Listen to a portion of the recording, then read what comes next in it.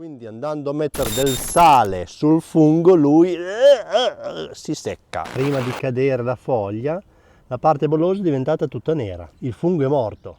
Bentornati nel fantastico bosco di Monte Marzano. Guardate se è bello il cimone da qua. Mentre sto girando questo video siamo a maggio, piove, piove, piove, piove. Vero che l'acqua fa bene alla natura, ma è anche vero che il troppo stroppia. Quindi qual è uno degli effetti negativi di troppa acqua a primavera? Attacchi fungini, quindi malattie causate da funghi che attaccano le piante. Qui, se vi ricordate, ho messo un po' di piante da frutto l'autunno scorso. Fortunatamente sono in direzione sud-ovest, quindi estremamente soleggiato, ma queste giornate uggiose che sembra di essere in Inghilterra, in Scozia, le piante più delicate stanno un po' soffrendo. Per eccellenza la pianta più delicata sugli attacchi fungini è il pesco, la famosa bolla del pesco. Se avete un pesco sicuramente avete avuto a che fare con la bolla. Quindi io ho due peschi, uno è un pesco noce qua in alto vicino al cerro che non ha assolutamente nulla, vuoi che sia perché è veramente irraggiato dal sole quasi 15 ore al giorno, vuoi che sia perché il pesco noce è meno appetibile per la bolla. L'altro invece è un pesco varietà Maria Bianca e qua la bolla sta giocando il suo ruolo.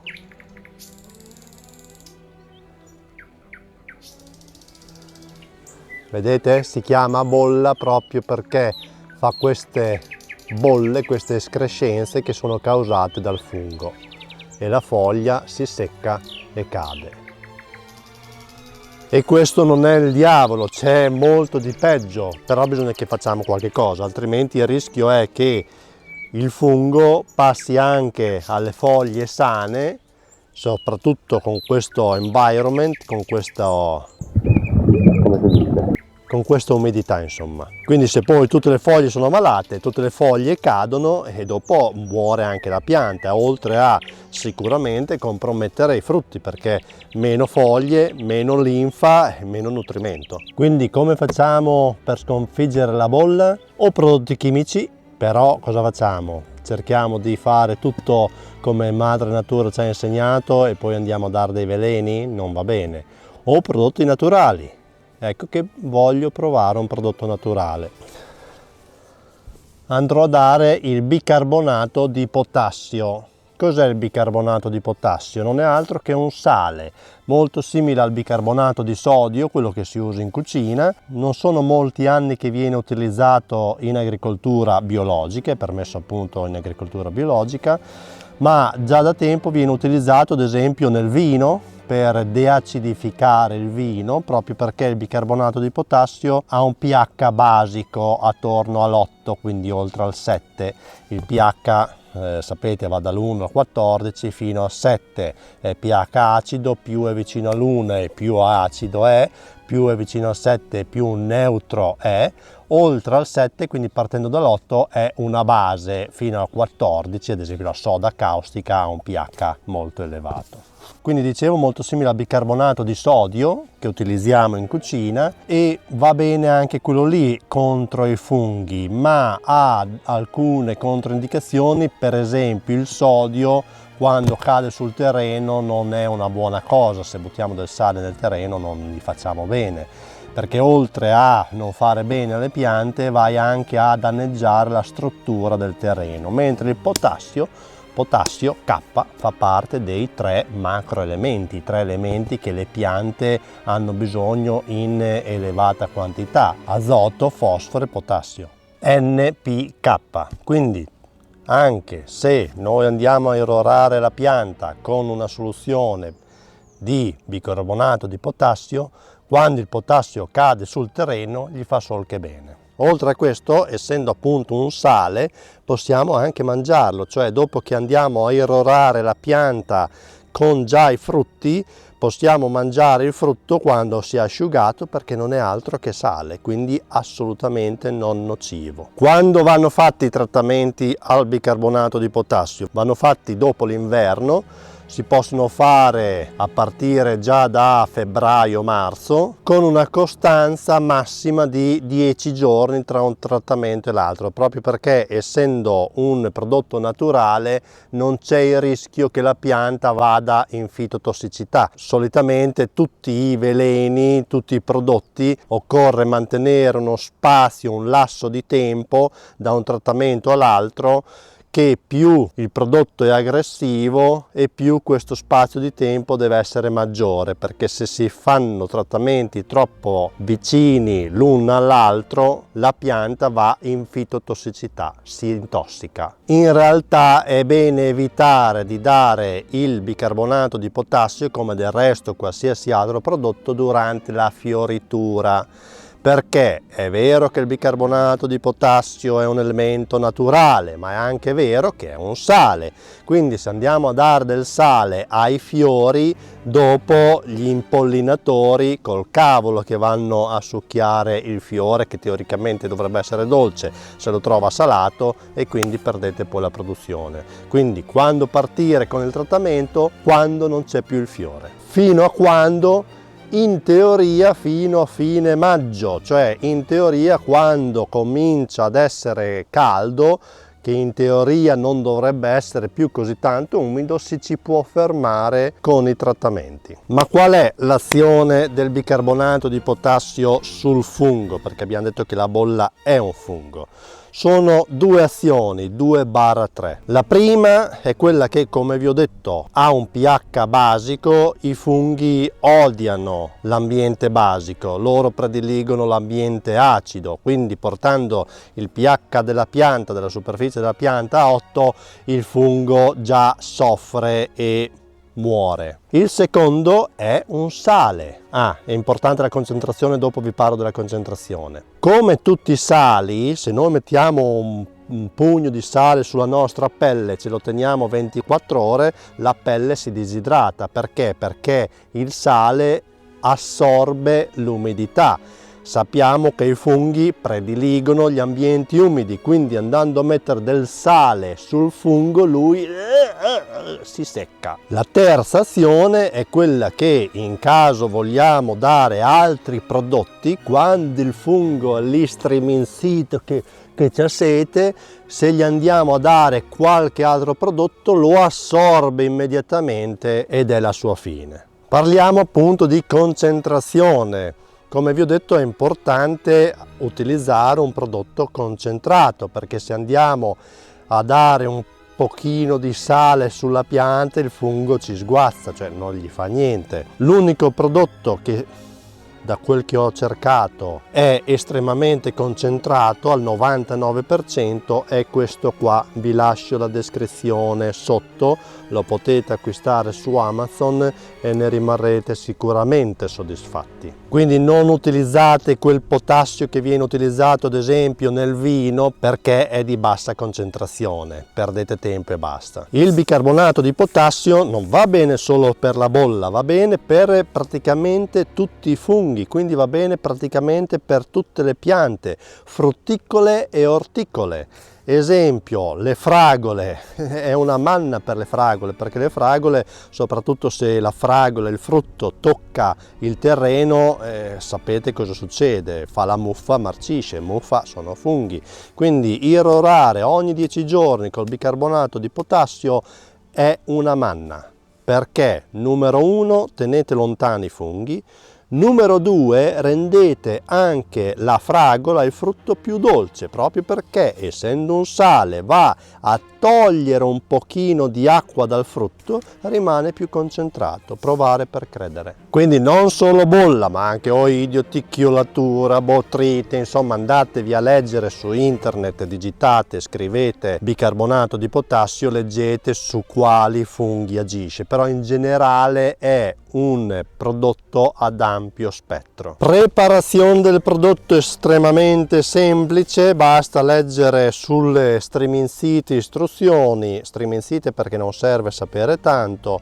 Sciogliere in acqua da 3 a 5 grammi di prodotto per ogni litro d'acqua. Ora vado a preparare circa 5 litri d'acqua perché voglio irrorare tutte le piantine che ho, e se me ne rimane lo do anche al mio vicino. Quindi da 3 a 5 grammi consideriamo 4 grammi, significa che in 5 litri devo mettere 20 grammi. Vado a sciogliere 20 grammi in un solo litro d'acqua per creare una soluzione concentrata e poi andarla a versare nell'irroratore. Qui a Montemarzano sono ancora un poveretto, non ho un misurino d'acqua, quindi utilizziamo tutto quel che c'è di recupero, bottiglie da 1,5 litri, la metto circa qua, è più o meno 1 litro. Andiamo un tanto al braccio perché, ripeto, essendo lui un prodotto non nocivo, possiamo permetterci di avere una tolleranza abbastanza ampia. Non ho il litro, ovviamente non ho la bilancina da pesare i 20 grammi, ma è molto semplice. Dentro c'è un misurino fino a 30 cc. Dobbiamo considerare che il bicarbonato di potassio ha un peso specifico doppio dell'acqua, quindi 30 cc d'acqua quanto pesano? Pesano 30 grammi, 30 cc di bicarbonato pesano 60 grammi. Allora, se vogliamo dare 20 grammi, significa che dobbiamo utilizzare 10 cc di prodotto. Ok, quindi 10 cc circa qua. Chiudiamo che non facciamo dei danni. Ok, come metterlo qua dentro? Beh, i soldi per comprare un imbuto ce li ho, E voilà. Non ho messo dentro il misurino, che se no lo perdiamo. Tappino. In realtà possiamo lasciarlo lì a riposare 15 minuti e si scioglie. Vedete che è andato in basso. Perché è andato in basso? Perché ha un peso specifico più alto, quasi il doppio, un po' di più del doppio. Andiamo a prendere la nostra pompettina da 5 litri. Sarebbe consigliato fare il trattamento di sera al calar del sole. Io questa sera non ho tempo e non voglio lasciare più tempo la bolla a divertirsi col mio pesco. Mettiamo dentro tutto il litro e andiamo a prendere gli altri 4 litri. Tappino, un po' di secchi. Ok, andiamo sulla pianta. Una pompatina.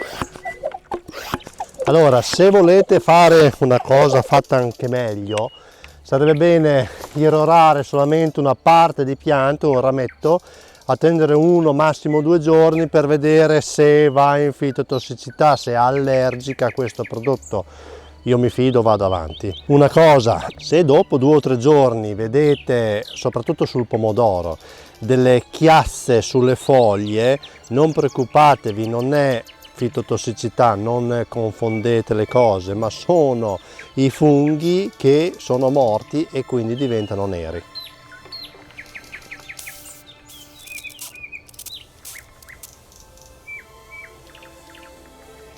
Una bella spruzzatina a tutte le foglie. Vedete, non uso la mascherina perché non ce n'è bisogno, anche se vi viene in faccia. Dopo vedrete, dopo un giorno, le foglie che sono state attaccate cadono da sole, quindi non importa che le andate a togliere voi. Ma la cosa importante è che le foglie che ancora sono sane non vengono intaccate da questo maledetto fungo. Fortunatamente un po' nuvoloso, quindi non c'è il sole cocente che asciuga subito il prodotto prima che si distribuisca per tutta la pianta. Basta. Tra 10 giorni farò un altro trattamento, poi siamo al 15 di maggio, ormai non ce ne dovrebbe più essere bisogno. Ok, già che ci sono, la do un po' a tutte le altre piante. Mandorla non è delicata, però male non gli fa. Susina,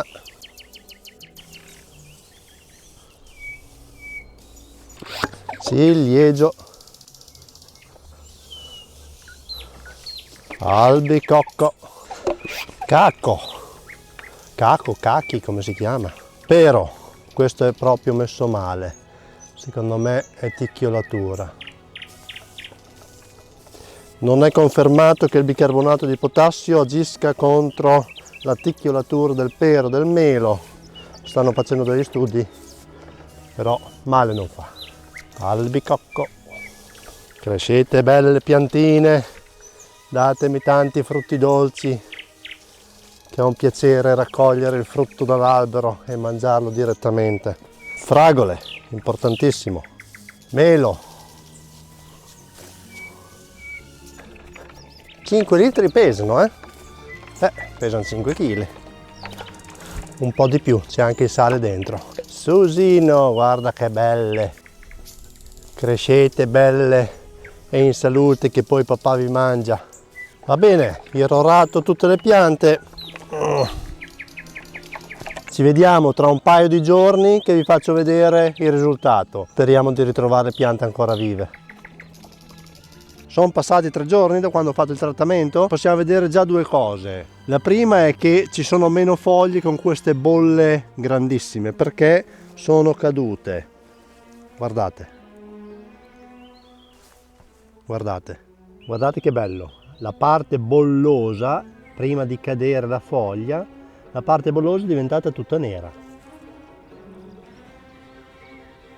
Il fungo è morto, però la foglia era troppo compromessa e quindi è caduta anche la foglia. La seconda cosa interessante è che molte foglie sono diventate nere, hanno degli spot, dei puntini neri, vedete?